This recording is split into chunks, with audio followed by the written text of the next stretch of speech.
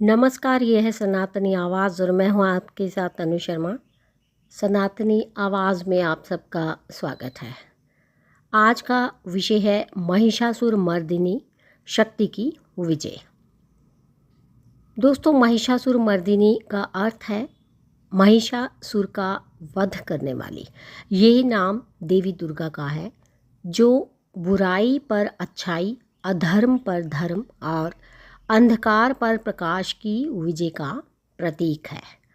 ये कथा हमें साहस, संकल्प और शक्ति के सही उपयोग की प्रेरणा देती है।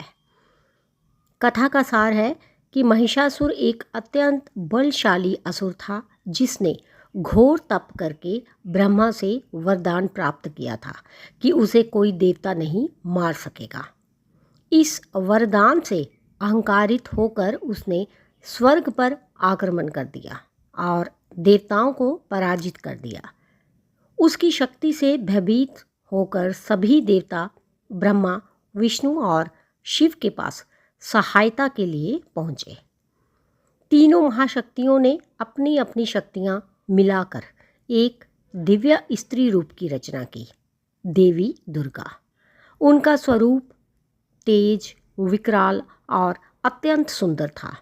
वे 10 भुजाओं वाली थीं और प्रत्येक देवता ने उन्हें अपने अस्त्र शस्त्र दिए।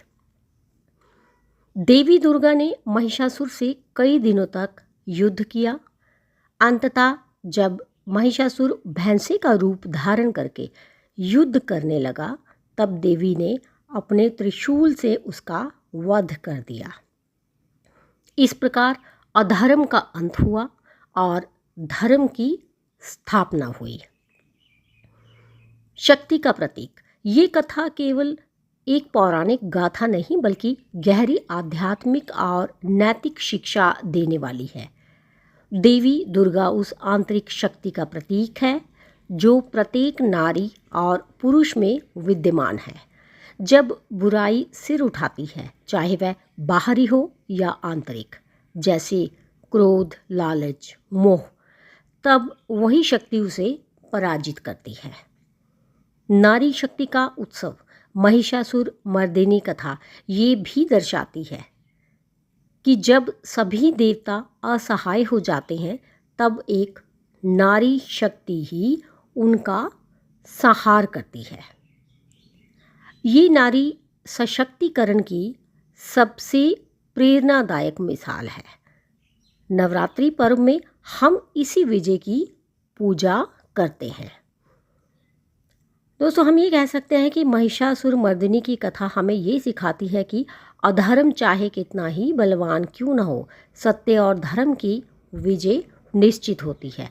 ये केवल देवी दुर्गा की विजय नहीं बल्कि हर उस व्यक्ति की विजय है जो अन्याय के विरुद्ध खड़ा होता है।